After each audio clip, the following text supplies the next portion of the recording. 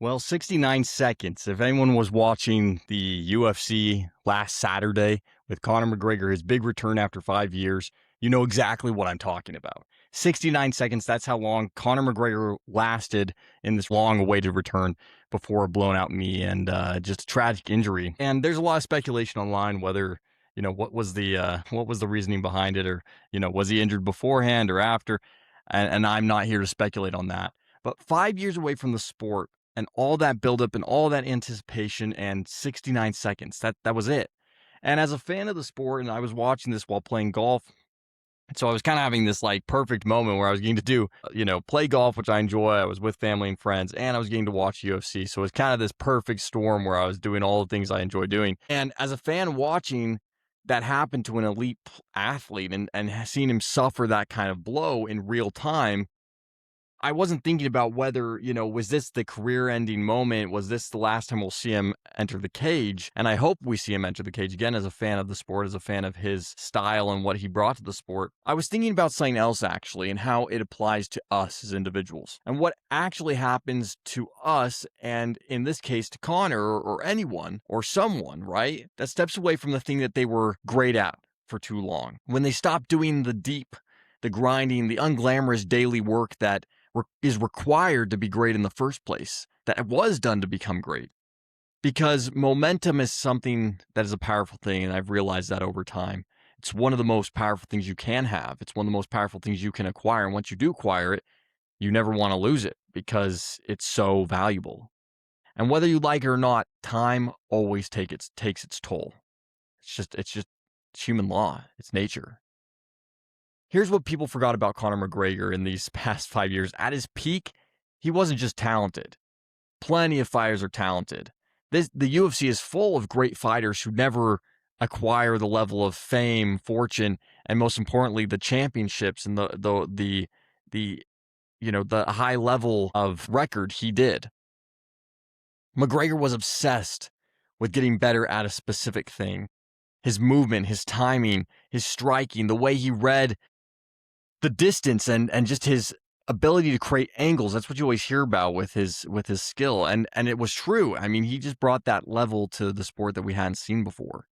And of course, you got to give him credit for his ability on the mic as well. And some of the things he's able to say, the attention he's able to acquire through his ability to be entertaining. But he just had this skill that really nobody else in the sport was creating at the time. No one else was really doing. And he refined those things over and over and over time, right? This was his only focus. This was what he did. I believe I was reading somewhere where he actually was a plumber prior to him getting into mixed martial arts, and he quit that job. His friends and family thought he was crazy. And from there, he just was determined to prove them wrong and prove that he was going to be something great in this sport. And he did. So those different skills, that ability really to do all these things and make it his own and bring his own unique style to it, he refined those things. And that's the term I want to lean into, is refinement. And he refined it over time and doing it over and over again until what he had brought to the table wasn't just a skill anymore. It was something completely his own. Something nobody else could really replicate or do, because nobody else had put in the specific kind of work and technique and time to those exact things, those specific details that he had. From 2013 to 2016, Conor became the first simultaneous two-division champion in the UFC history. And then, he has this famous moment where he lets everyone know he's the double champ. And that's not talent. That's what refinement produces. It's when it's pointed at the right thing long enough. That's what you get. That's when you get great. And then really he stopped, and it was due to his devastating injury. We saw that 5 years ago with his leg, and that's when that refinement process really stopped. And since that peak run, 1 win and 4 losses. The legend is still there. The personality is still there. But in a sport where the margin is so razor thin and anything can happen, time always has its cost that even the greatest can't escape. And I think Conor's no exception, and we saw that this last Saturday night. Now, I'm not here to do a Conor McGregor career retrospective or dive deep into, all the details of why this, why that. Did he fake the injury? Did he have the injury before? Did he, I don't think anyone thinks he faked it, but nonetheless, I'm not here to do a deep dive on that. I'm using him because he's fresh to mind. He's perfect in a very public way to illustrate something that I think is just key, and I've been thinking about pretty frequently. Something that applies to your business, something that applies to your craft, your relationship, your development as a person, just in general. The secret to becoming truly great at something isn't doing the work. And this is where I think we need to really dive in here. This is where it's slightly different than what you've been told. All your life you've been told you do enough work, you put in the time, you'll get the results. Well, sometimes it's not just about doing the work. It's the refinement of that work. Yes, the work has to be done. Yes, you have to put in the hours for sure. But it's more than that. You've seen people who do the work and they grind in the gym and they show up, but that doesn't mean it was anything special. They're really good, but does that make them great? Most people think mastery is about putting in the hours. Show up, do the reps, do the work, grind it out. And yes, it's important, as I just mentioned, but here's what I've realized. Studying the people that actually reach a level that feels irreplaceable. Like when they leave, there's a void.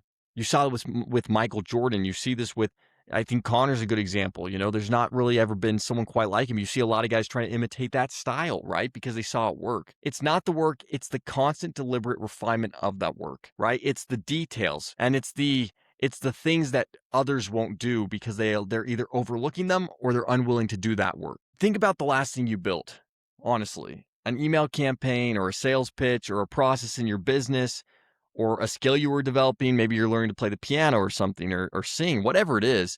Did you refine it or did you move on? Most of us just move on if you really think about it. We write that email and send it. We try the approach and it doesn't land. We jump from idea to idea and we call it hustle. We talk like we're doing big things, like we're really accomplishing a lot. But what are we actually doing? And what are we really accomplishing? The reality of it is that we're avoiding the much harder thing, which is staying in one place long enough to get really, really, truly uniquely good at that thing. That's when it's really hard. You see, Malcolm Gladwell said mastery takes 10,000 hours, and everyone heard that and thought, okay, I just need to log those hours. You probably heard that. I've heard it. 10,000 hours equals mastery. But here's what he misses completely in that statement, or maybe he meant it, but no one really read into it. 10,000 hours of doing the same thing the same way isn't mastery. It's just repetition. What actually produces that mastery is 10,000 hours of paying close enough attention to know what needs to be better and how you need to be better, and then making it better, right? Again and again and again. There's a fighter who throws the same combination 10,000 times, and there's a fighter who throws those punches, watches the tape back, notices the tell, adjusts the angle, throws it again, watches the tape again, and just completely fine-tunes the work that he's doing. One of them is Conor McGregor at his peak. The other one is every other fighter out there.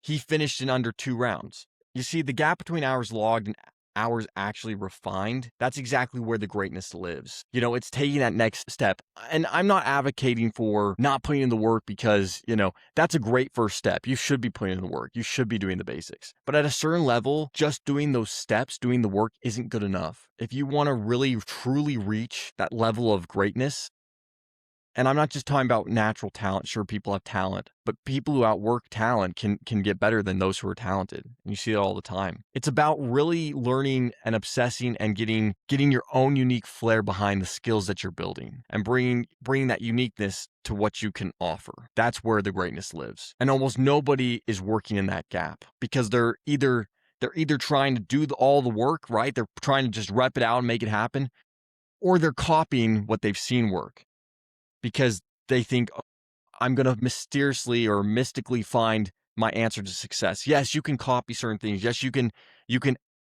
add additional moves, but at some point you have to stay in it long enough and do the work and ask yourself, what's my unique add to this? What's my own opinion? And that requires you to learn yourself as much as anyone else. I'll be honest with you about something. I've spent a lot of time in my life asking myself, why can't I just be great at everything? Why do I have to limit myself to 1 or 2 things? Why do I have to choose? I want to be able to live my life and explore and experience. And I think you can do some of that. I'm not saying you can't explore and experience different things in life, but I've always wondered, like, why can't I just be great at everything? Why can't I build the business and master the craft and sing and play guitar and and be a pro golfer and be in the NBA, and the list goes on and on. I'm talking a little out of hand here, but why can't I do all of it at the same time and be present everywhere and be great at it all? Maybe you've asked yourself that too. The same thing, perhaps. I mean, I think those who are ambitious and want to achieve greatness, but have a lot of ideas or are good at a lot of things, they have that same question. They don't want to limit themselves. But why do the most successful people seem so obsessively, almost frustratingly focused when there's so many things to do and so much to build and so much to become, right? And this is those two ideas coming head to head that I've often wondered. Is it like, do I have to limit myself in order to be great? Or is that just that person is only good at that one thing and only wants to focus on that one thing? And the reality is that you're really just avoiding the need to choose. You're avoiding the choice. But as my dad has constantly said, when you don't choose, the decision is being made for you, whether you like it or not. Here's what I think the answer actually is, because I really have thought about this a lot. You can't refine something you keep abandoning. And your most original, most irreplaceable version of anything only emerges after you've stayed with it long enough to move past the average version that everybody else is doing. Once you've put in the hours and the work and you finally have understood the concepts and ideas to really start to put your own spin on it. The version that anyone can do. And then you can turn that into what you can do. I joke volleyball. I love volleyball. I think it's a great sport, but it's one of those sports that anyone really can get into. Even I've played recreationally with people all the time, and boy, the gap can be so wide. Like, yeah, basketball, football, you're usually not seeing people just step up to the plate and play that. It's a little harder. You're not going to see a lot of people just putting on pads and going out and playing tackle football. It's just not going to happen. And same with basketball. I think there's a lot more skill to basketball. Like, yes, you see people try, but at a certain point, people are like, yeah, it's just, you're not, go play with somebody who doesn't know how to play, right? Like, you can't kind of intermingle. Volleyball, on the other hand, you can kind of have a mixture of players with different skill sets who still play. And that's not to say that it doesn't take skill to play volleyball. It's just a little bit easier to get into. And so my point being is I've also seen people who play volleyball extremely well, and they're very talented. And there's levels for sure. There's levels of, just okay. There's bad, obviously. There's okay. There's average. There's, oh, you're athletic and you can kind of play. And then there's good. There's good players. And then there's great players. Players you're like, wow. That, like, oh my gosh, look at the height on that jump. Look at the speed and the way they're able to dive and bring the ball back up and all the different movements. And that's the difference, right? Because even within the great players, and I've seen some really good volleyball, I've seen a lot of great sports, you can see the difference between those who are good, those who are great, and those who are just, wow, they do greatness on a different level. They have talent that's different than even those who are really, really good. And that takes depth, right? And depth requires a choice. And this is all going back to that deciding, that choosing, not because you can't do other things, but because the version of you that genuinely is original, genuinely irreplaceable, that takes you from that good to that great, only shows up after you've gone deep enough to find it. I mean, if you've never spent the time, or you're just an okay player, or you've only seen so many moves, or you've only mastered so many techniques, you're never going to be like great at it. Like, you have to do the work. And that's the hard part, is people don't want to do the work. And that's where you start to get weeded out. If you jump around too much and you never get there, you stay average at a lot of things instead of extraordinary at the right one. And that's the difference, right? I like to use a technique because, once again, I think it comes down to when you have lots of ideas, when you have lots of desires, you have a lot of goals, maybe you have a lot of talent even, you don't want to give up on a version of yourself that maybe could have been something. And so you have to tell yourself, this is not a forever, this is a for now. I like to call it the vault, right? I have lots of ideas coming into my sphere on a daily basis, and you can't possibly do all of them.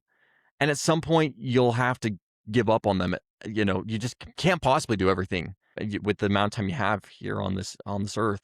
But what you can do is those new ideas, those new goals, you can put away in a vault and go, right now, I don't have the capacity nor the time to do this, but I'm going to put them in there because I'm not giving up on that version of myself I could be. I'm not giving up on those ideas because I think ideas are important, but I'm going to go, they're not my priority nor my focus right now because I've already got something I'm working on. And every so often, every 6 months, every year, I like to revisit the vault, or even when I need a new idea, maybe in addition to something I'm currently working on. I think sometimes those ideas can apply to what you're currently doing. I go back to the vault and I reassess what's in there. And I may find that the idea I had in the vault from 6 months ago or a year ago, maybe I'm not even interested in it anymore. Maybe it was a flash in the pan, a blip in time where I thought it was a good idea, and it doesn't really fit who I am now.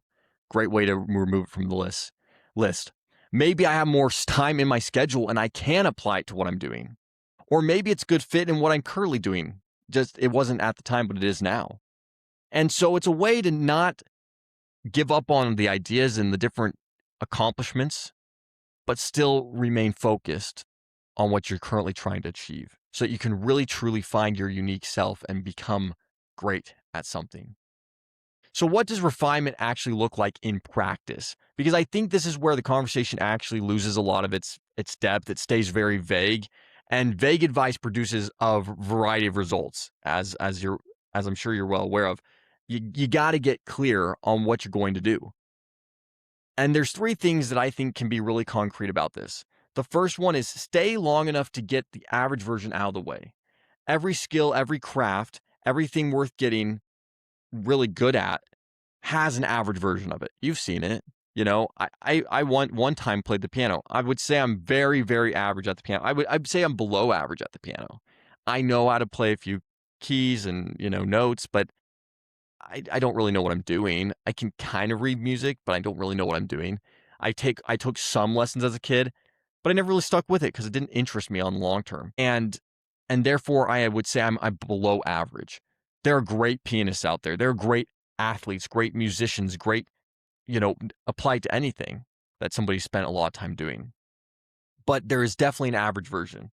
I love the volleyball example because you can easily see someone who's very average, someone who's very below average, someone who's just terrible, and then those who are good and great. And it's just part of the process. The average version is what you produce when you first learn how to do something. It's part of every process, it's part of everything you do. It's and sure, if you've had some time to do it already or you have some athletic ability, you may be able to expedite or speed up that journey of becoming, getting through the average phase for sure. But that's also because you've already put in work. If you have an athletic build or you've been working out at the gym or you've been working on your speed or athleticism, like you probably have been doing sports or something where you've been applying the work and it's just translated over into the new thing you're doing. Yeah, people think that talent is just inherent. And yes, you can be gifted with height and length and different, genetic traits that can help in what you're doing for sure. Maybe you have really great intellect. But I guarantee if you were to dive deep and you really go into the greats and the people who've done the work, you realize quickly that they have made sacrifices and they have put in so much time and effort that you have not seen that's been behind the scenes that you'll never know about that got them to where they are. Nobody gets it easy in this life, except maybe if you're a trust fund baby and everything's paid for you. But even then, what skills do you really have, right? So once again, stick with something. Get past the average version. Get good enough at it that you can really decide if that's who you want to be. Apply yourself, get obsessed, and really refine the process so you can say that it's distinctly yours, right? Like there's so many things where the more and more you learn, the more and more you do, you start to form your own ideas and opinions of how it could be accomplished. And they go from being somebody else's idea or somebody else's concept. And I think that's why they say that, if you really want to learn a skill, teach the skill. Because if you can teach it to somebody else, if you can explain it and even make it better, now you've really mastered it. Because now you're actually applying your own unique stamp to what you're doing. The second one, watch the tape. McGregor didn't just train in the gym, he studied. Tom Brady didn't just throw the football on game night, he studied the tape. And that's I think, a key point. Every elite in any field, there's some version of watching tape. The investor who reads postmortems or goes over the postmortems, every single decision, not just the ones that lost money. The writer who reads their own work and reads it out loud and listens for what doesn't work and what sounds good and what's confusing. The operator who tracks not just what worked, but exactly the fine details of the business that, made it successful, the metrics. Refinement without feedback is just repetition with extra steps. You have to build the mechanisms and the systems for looking at your own work clearly and identifying, not judging it, but improving it. And I think this is where it's really hard for people. Some people cannot stand to look at their own work. I don't know why, because it's just a part of the process, but some people are genuinely so insecure that they can't stand to look at their own achievements and work. They're actually more critical about themselves than other people are. And you have to be critical, you have to have judgment, but you have to realize that's a part of the growth process and that each repetition is just getting better. But some people are so critical and so hard on themselves, they can't even stand to look at their own work to apply to what they're doing to be better. The best examples, I think, social media and online with, this podcast specifically. My first episode's not nearly as good as what I'm doing now. And I'm sure it will only get better the more I do. That's just how it works in life. You have to build those systems and figure out what really can be applied back to what you're doing. And lastly, make it more yours with every iteration. As you fine tune it and you work through those reps and you study the tape and you figure out what works and doesn't, genuinely master it and get good enough that you could teach it, you could apply it to others, you can make the systems better. And that's the goal, right? Because the goal isn't to get perfect at the standard version of something. The goal is to develop a version that only you could have built. The reality is that I think we think there's one right way to do things. And a lot of times when we're lost in our journey, we don't know who we are. We don't know what we want to do. We start looking externally at everybody else, comparing ourselves to everybody else, but also looking to figure out what works. Because obviously I haven't figured it out yet. And in that process, we try to mimic or copy or take somebody else's system. And I think that's perfectly okay. I think in most cases, that's how everybody learns. That's how we evolve. We see what worked for somebody else and we try to copy it to learn it. But at a certain point, we have to go from copying to mastering to then making it better and developing something that's unique to you and how you play the game and how you develop and how you see the world. And that's the unique advantage that no one else will have, because no one else is exactly like you. No one has the experiences that you have. McGregor's movement wasn't just good, it was his.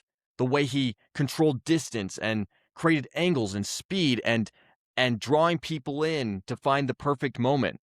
That was his unique style. And really no one's been able to replicate it just the way he does it. And you could say that for a lot of fighters in the UFC. You could say that for a lot of athletes. Michael Jordan had a very unique style. His competitive nature, his edge, whatever you want to say, like those were unique to him. And, we spend a lot of time comparing LeBron and Michael Jordan in that sport, but in reality, they're not the same player at all. LeBron James is completely a unique version of himself, and so is Michael Jordan. Yes, like they play the same sport, but they don't play the same position. LeBron's played a lot of positions, but they're not like the same player. They don't have the same build. They don't have the same, skill set. Michael Jordan didn't shoot nearly as many threes. Like that wasn't necessarily a part of his game as much. I would say that Michael Jordan had a much more competitive edge when it came to how he viewed the game. I think LeBron's very competitive, don't get me wrong. I just think it was different.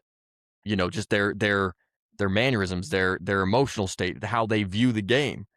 It just was different. And that's the unique spin that makes them great in their own right. And great in a way that no one else can duplicate. I love Michael Jordan, love him.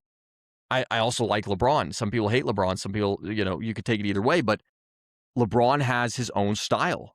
And I don't think anyone out there could duplicate it, not to the same way he does, because no one else is him. And that's what you're chasing.